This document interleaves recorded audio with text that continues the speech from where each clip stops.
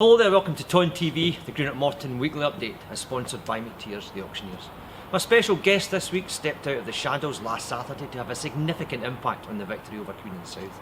In doing so, he picked up the Sponsors Man of the Match award, and then on Tuesday he followed that up by being named in the SPFL Championship Team of the Week. All that in a Scottish Cup game on Tuesday night as well. So let's find out a little bit more about Darren Hynes. So Darren, if we sat here last Thursday and I was to say to you, you will play on Saturday, you'll be man of the match, you'll make the Championship Team of the Week, and you'll play 120 minutes of cup action and get through and penalty kicks to the next round, what would you have said? I'd a bit of handoff, but it probably would have been unexpected. But obviously delighted it's all happened and all worked out well. Because you've worked really hard for this. Yeah, I've worked hard. I've been here. This will be my 5th season here. I've worked hard every day in training. I work hard to do extra myself and just try to get that opportunity.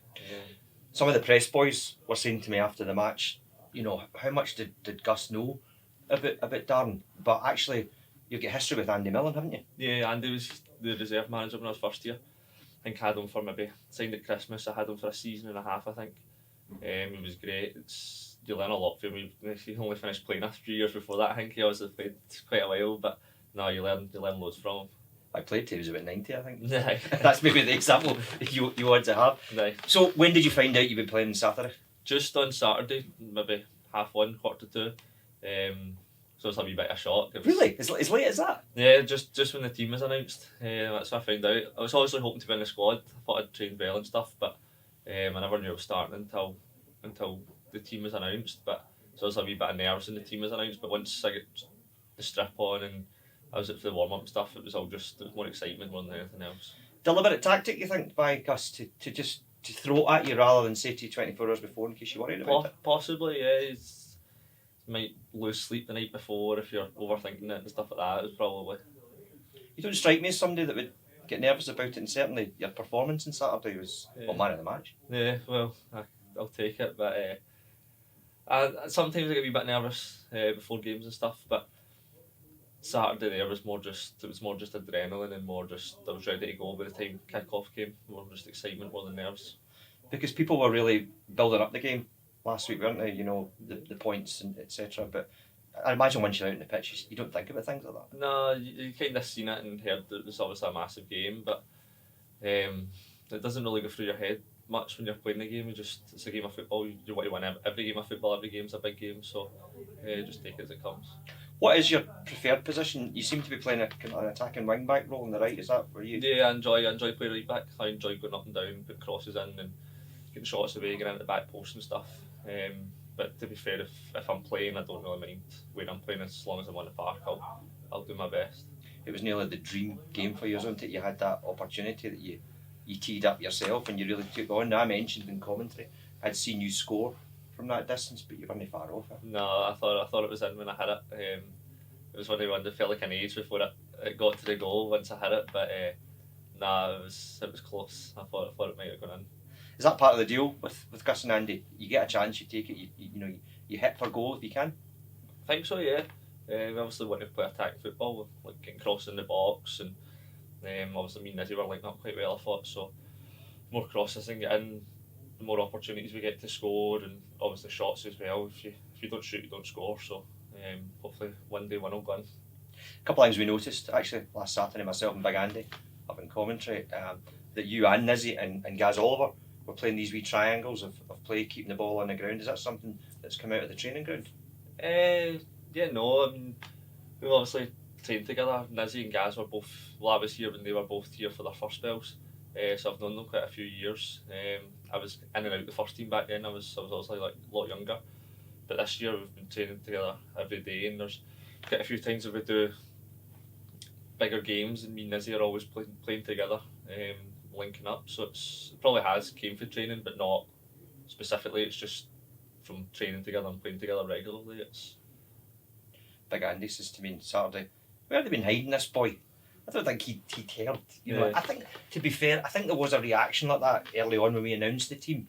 We weren't trying to make a big deal about it because you'd come into the side, but you certainly proved it. One of the things I noticed, when you get to my age and you're doing commentary, you look for a few wee guides when you're looking out at the far end of the pitch. So you can recognise Nizzy with that ridiculous hairstyle of his, right? Guff, obviously, with socks down at his ankles. But you've got these neon orange boots that you could see in the dark Tuesday night. What's that about? Well, I needed a new pair of boots, and I was looking online everywhere, and every pair of boots I seen was a size 5.5, biggest size, and I needed bigger than that. And the only pair I seen was these ones that were on sale, and it was between them or a luminous yellow. So I was to and fro, and I think they ended up tossed a coin to see what ones were slightly better, but I ended up with them. So you'll stick with them now, I'll stick with them now. Done me well. We talked on Tuesday before the cup game that you get into the championship team of the week as well. I mean, that's quite an achievement. How did you find out about that? Just when I got to the stadium here, just before the game, and my phone was buzzing the whole way down. And I looked, and a few people had mentioned me on Twitter. Obviously, Morton had mentioned me on Twitter, and I seen it. And I was obviously delighted. But at that stage, I was more focused on the game on the Tuesday night, obviously. Then after the game, I was checking my phone, and everybody was messaging me saying well done and things like that. So it was great to see. I was always delighted. What did you make of the game on Tuesday night? It was a bit of a slog, wasn't it? It was, yeah. I thought it was quite scrappy at first. Nobody really put their foot in the ball and get the ball down and played. But I think we done well to dig it out. I think we were unlucky not to score just for the end of normal time with a few chances. But I think in the end we done well to, obviously, extra time and everything. Win it in penalties. It was a great result. We definitely had more chances. I felt, we do the replays on commentary, and there certainly were opportunities to score. Did you fancy taking a penalty? How does that work? A few boys stepped up and said they wanted to take one. I wasn't too fussed either way. A few boys came up and said straight away, I'll take one. Then I got to the stage when in sudden death, and we're just kind of saying who's next. I think I was going to be either next or the one after that. So if I had to take one, I'd take one. It wasn't really. It wasn't a big deal. It was if I take one, I take one. I was just concentrating. Is it something you practice? Occasionally, sometimes I do it in the training, but it's not something I'd spend a lot of time on. I think that's the first I've ever been involved in extra time and penalties in a competitive game. I think the only time I've done it before was like 7-a-side tournaments when it's an extra 10 minutes when I was way back when I was a teenager, but that's the first competitive fixture I think I've been involved in extra time and penalties. We all fancy Big Aiden at penalties, don't we? We think he's two great saves. It was really good saves. He does it training all the time. You see it every day in training. He's done great this season. Because they weren't bad penalties, to be fair. No, it was good saves. No, I think Aders has done well all season. But it was two great saves, as you said. Let's look ahead then to Wraith Rovers on Saturday. All the games are like cup finals just now. You'll be looking forward to this one, though. Yeah, I'm really looking forward to it. As you said, every game's going to be a big game to the end of the season, but we just need to relish it. Every game's going to be big, as we said there, and hopefully I can keep my place in the team and put in another good performance. Well, that's what you said after the game last Saturday, that the manager had shown a bit of faith in you, but he said to you it's now up to you to maintain, because sometimes the easier thing is getting into the team, but the hardest thing is staying there. Yeah, well, as the gaffer said, we said it on Saturday after the game with yourself as well. It's up to me. It's not just games, but every day in training as well. I always put 100% in, no matter what I'm doing. So it's just up to me now every day in training, and if I do keep getting that opportunity, it's up to me to keep performing and hopefully keep my place for the rest of the season. I've been saying to the boys in the squad, it's Hynes 27. Should it not be Hynes 57? And it's just going over their head. But you know what I'm talking about, don't you? Yeah, no, it's always been a kind of lucky family number. But it's a lot of people think the name's spelled the same way as the Hynes variety stuff, but no, it's always been a kind of standing joke for years. Listen, thanks for coming in today. We hope to see the variety of your play over the coming weeks towards the end of the season, and good luck for the rest of the season. Cheers, Derek.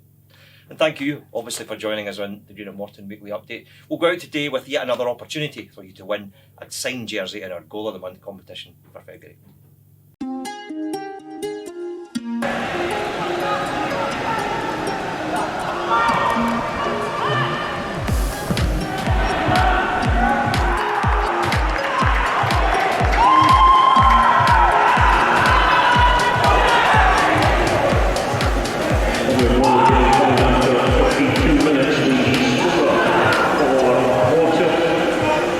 There's number 15, Coffee.